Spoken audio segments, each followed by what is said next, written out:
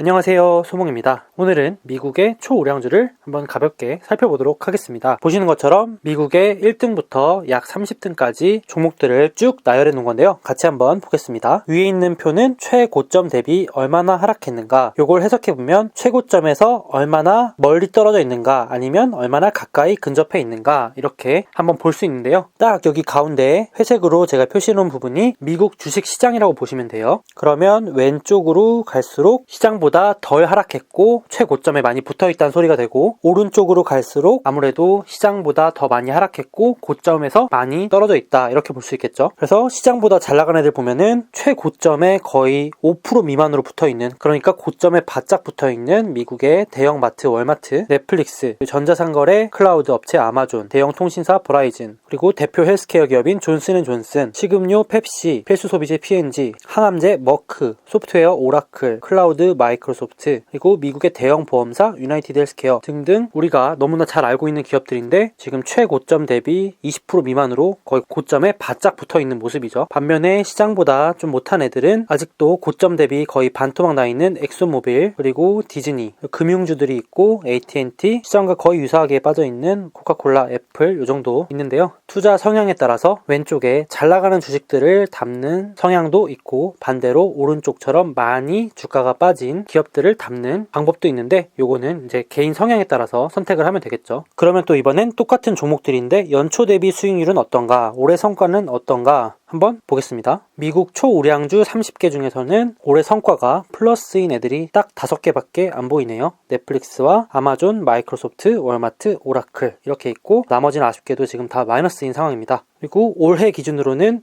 미국 시장은 약 마이너스 13% 빠져 있는데, 앞서 위에서 봤던 고점 대비 많이 빠진 종목과 아무래도 비슷하겠죠. AT&T나 JP모건, 디즈니, 뱅크 오브 아메리카, 엑소모빌 등등이 연초 대비 상대적으로 안 좋은 성과를 보이고 있습니다. 자, 앞서 보여드린 것처럼 저는 미국의 초우량주들을 쫙 나열해 놓고 그 중에서도 제가 투자할 만한 기업들을 엄선하고 골라서 이렇게 한 번 더 제 장바구니에 담아 놓는 편입니다. 그래서 오늘은 이렇게 12개 종목들을 참고 차원에서 가져와 봤는데요. 제목처럼 탄탄한 비즈니스 모델을 가진 주요 배당 성장주라고 제가 정의를 해서 거기에 해당되는 종목들을 이렇게 정리를 해놨습니다. 덩치 순으로 보면 마이크로소프트, 애플, 그리고 비자, P&G, 유나이티드 헬스케어, AT&T, 코카콜라, 디즈니, 엔비디아, 그리고 아메리칸 타워, 로키드 마틴, 스타벅스 이렇게 정리가 되는데요. 이 표를 보고 참고하시면 좋은 건, 배당 투자 하시는 분 같은 경우는 여기 배당률이 적혀 있으니까 이렇게 참고를 하시면 되고, 바로 오른쪽에 있는 게 그 해당 종목의 5년 평균 배당률이니까 지금 5년 평균 대비해서 지금 배당률이 좀 더 매력적인가 아닌가, 이것도 참고를 하시면 되겠죠. 총 12개 종목을 왼쪽에 6개, 오른쪽에 6개 이렇게 차트로 그냥 나눠봤는데요. 크게 의미는 없어요. 지금 여기 보시는 것처럼 미국 시장은 이렇게 마이너스 13% 정도 빠져있는 상황이고요. 시장보다 잘 나가는 친구들은 대표적으로 마이크로소프트, 애플, P&G, 유나이티드 헬스케어, 비자 이런 애들이 있고요. 지금 시장보다 아쉽게도 많이 빠져서 못 오르고 있는 친구는 AT&T가 있습니다. 오른쪽도 보시면 시장이 약 마이너스 13% 빠져있는 상황에서 그래도 시장보다 잘 나가고 있는 애는 엔비디아, 그리고 5G와 관련된 통신타워, 아메리칸 타워가 있고, 그리고 방산주, 로키드 마틴, 그리고 코카콜라. 제가 지난 영상에서 코카콜라 배당률 4%는 정말 잘 안 오는, 자주 오지 않는 기회라고 했는데 이렇게 또 순식간에 올라버렸네요. 그리고 시장보다 좀 못한 애들은 현재 스타벅스와 디즈니. 연초 대비 수익률 기준으로는 이렇게 나뉜다. 나름대로 정리해놓은 12개 종목들을 보면서 특별한 뉴스가 있는가, 사실 매주 보진 않는데 그래도 좀 재밌거나 인상 깊은 게 있다 그러면 정리를 해놓는 편입니다. 그래서 오늘은 잘 나가는 종목인 마이크로소프트와 아쉽게도 최악의 성과를 내고 있는 디즈니, 이렇게 2개 뉴스를 간단히 살펴보겠습니다.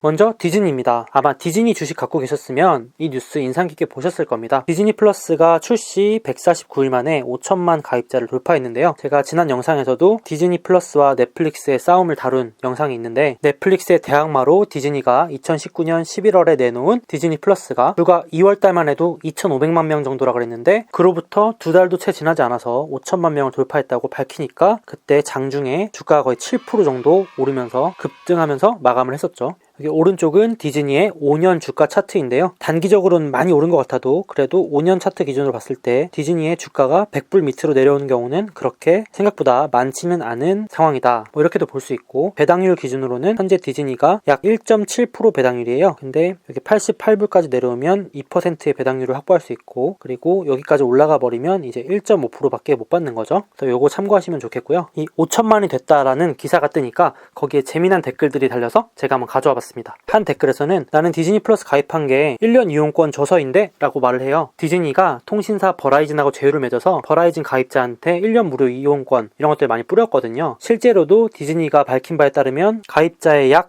20%가 버라이즌을 통해서 들어왔다고 했죠. 또 대댓글이 달렸는데, 그리고 너는 결국엔 돈을 내게 될 거야. 이 말인즉 디즈니 플러스가 좋으니까 너는 결국 유료 구독할 거야, 이런 말이죠. 그리고 나서 또 어떤 댓글에서는 디즈니 원래 계획이 2024년까지 5천만이었는데 대박이다, 이렇게 표현한 거죠. 실제로 디즈니 플러스 출시할 때 5천만 명은 2024년에나 도달할 거라고 했었는데 불과 몇 달 만에 이 계획을 넘어서 버렸죠. 이번엔 또 반대의 의견이 나타납니다. 공원도 문 닫았고 크루즈 여행도 다 문 닫았고 영화관도 문 닫았어. 디즈니 가입자가 5억 명이어도 커버가 다 안 돼 라는, 어떻게 보면 지극히 또 현실적인 얘기를 남겨주셨죠. 이분은 조금 더 냉정해요. 진짜 정보를 내놔, 이렇게 말하는 거예요. 이 5천만이라는 숫자가 중요한 게 아니라 그 중에서 얼마나 돈 내고 있는데, 그 중에서 얼마나 할인받고 있는데, 무료 이용권으로 가입한 사람은 얼만데, 그런 것들을 봐야 진짜 숫자야, 뭐 이런 식으로 댓글을 달아주신 분도 있었어요. 그러니까 이분 말씀대로 디즈니 플러스 가입자가 무조건 늘어난다고 좋은 게 아니라, 물론 장기간 꾸준히 늘어나면 당연히 좋은 거겠지만 일시적으로 어떤 무료 이용권이라든지 이벤트성으로 늘어난 게 아닌지, 실제 돈 내는 구독자는 얼마인지, 뭐 이런 것들을 꾸준히 한번 확인을 해보는 게 우리 투자에 있어서 또 중요한 포인트가 될 수 있겠죠.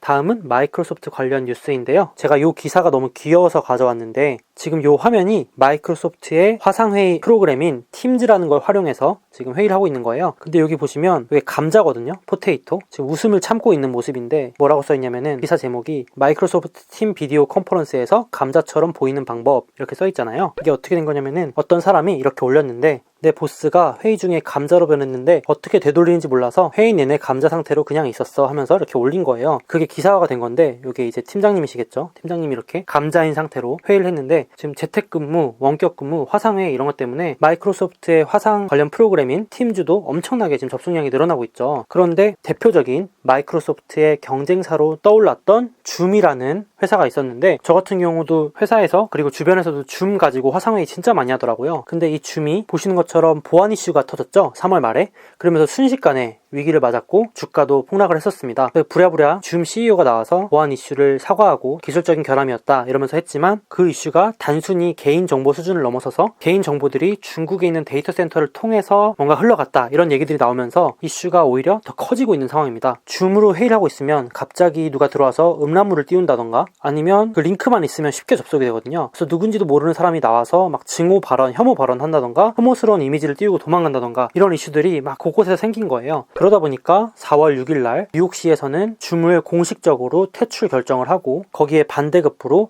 적절한 보안 대책을 갖춘 마이크로소프트의 협업 솔루션 팀즈를 이용할 계획이라고 아예 공식적으로 밝혔죠. 지금 이 줌을 쓰는 게 단순히 뉴욕 정도뿐만 아니라 전 세계 20여 개 국가의 학교 9만 곳에서 줌을 사용하고 있을 정도로 엄청나게 많이 쓰이고 있었던 거예요. 그렇기 때문에 더더욱 이러한 보안 이슈나 개인정보 이슈들이 전 세계적으로 큰 논란을 만들고 있습니다. 그렇기 때문에 이런 이슈가 터지자마자 앨런 머스크의 스페이스X나 미국의 대표 우주 관련 기관인 나사도 바로 줌을 금지했고, 미국의 상원 의원들도 구글도 기다렸다는 듯이 줌을 바로 회사에서 직원들에게 쓰지 말라고 발표를 해버리죠. 게다가 앞서 말씀드렸지만 단순히 개인정보 이슈뿐만이 아니라 이 줌이라는 기업이 결국은 중국 기업이기 때문에 국가 안보 차원에서 데이터가 이렇게 중국 정부 손에 넘어갈 수 있다, 이런 소리까지 나오면서 공식적으로 미국을 포함한 전 세계에서 줌을 다 퇴출시키고 있는 상황입니다. 줌이 나름대로 얼마나 잘 나갔었냐면은 2020년 3월 기준으로 나온 데이터에서 마이크로소프트의 팀즈가 1일 사용자가 484만 명인데 줌은 거의 3배가 많은 1500만 명 이상이 이용을 할 정도로 되게 잘 나가던 서비스입니다. 그 덕분에 여기 검은색이 줌인데 줌 주가는 올해 130% 올랐다가 이러한 이슈 때문에 주가가 거의 20-30% 이상 빠지고 있는 상황입니다.